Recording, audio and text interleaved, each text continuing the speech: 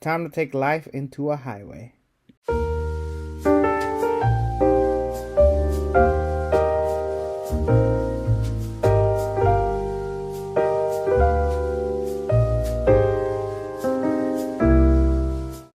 I mean, did you expect a different thing for me to say in the opening?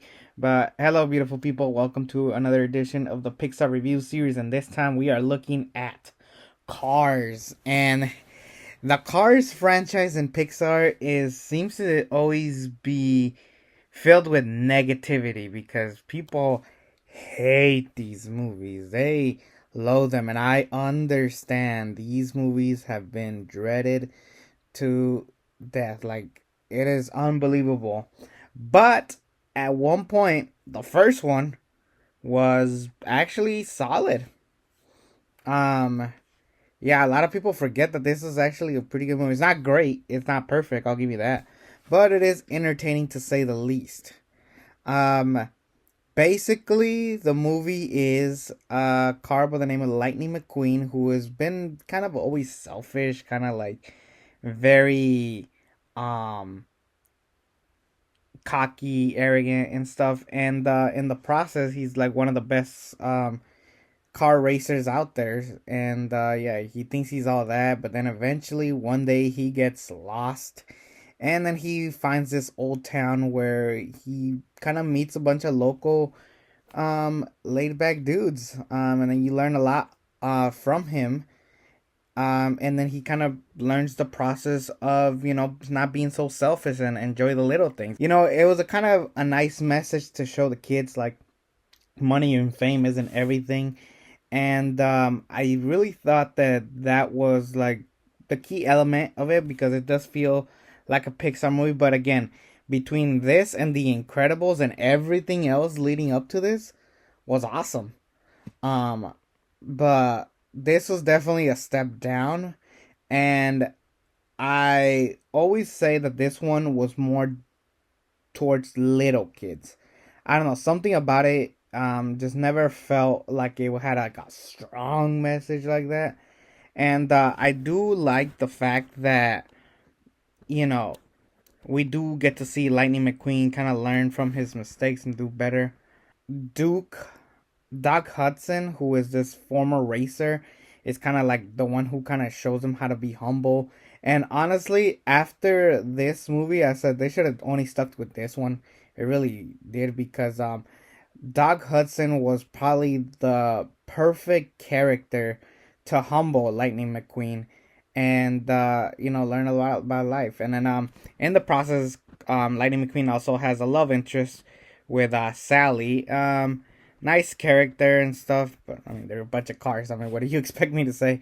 Yeah, there was a lot of stuff that I did and did not like from this movie, and let's talk about the main reason why people hate the Cars franchise, and that is Mater. I never liked Larry the Cable Guy. The guy's voice annoys me, and here is no different. And here he's like less annoying because he knows that he's just a side character. Later on, they make him the key part of the franchise.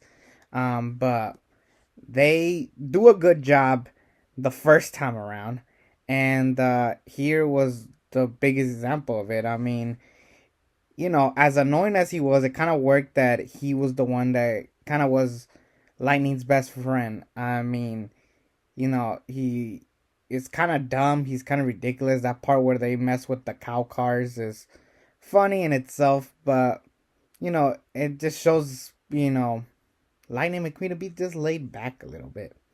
Other characters like Luigi, Ramon, Fillmore, Mac, of course, Red.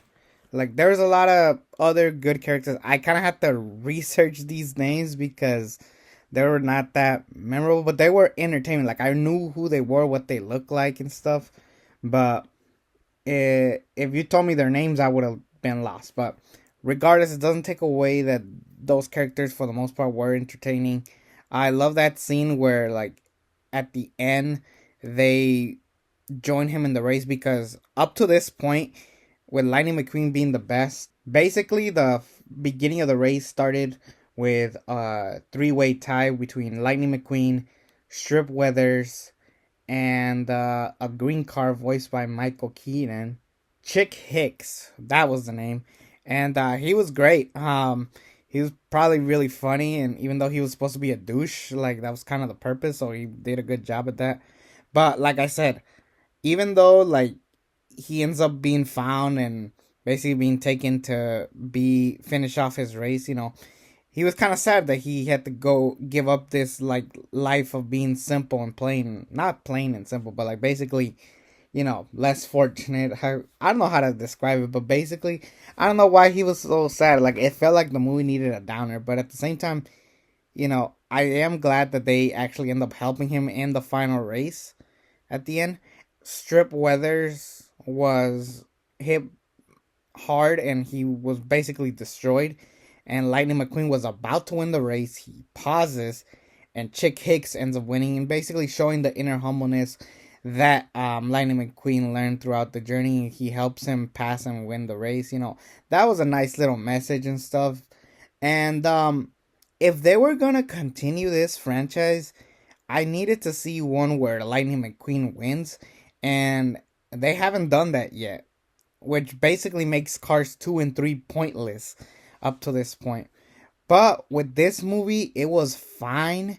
It was decent. It had some laughs, it had some good things, and it still has that Pixar feel of the early stages. First of all, the animation looks great. I love the end credits. That was probably my favorite part of the movie, where they actually show, you know, classic Pixar movies, Toy Story, Monsters Inc. and stuff, like where they are basically watching old Pixar movies but through cars.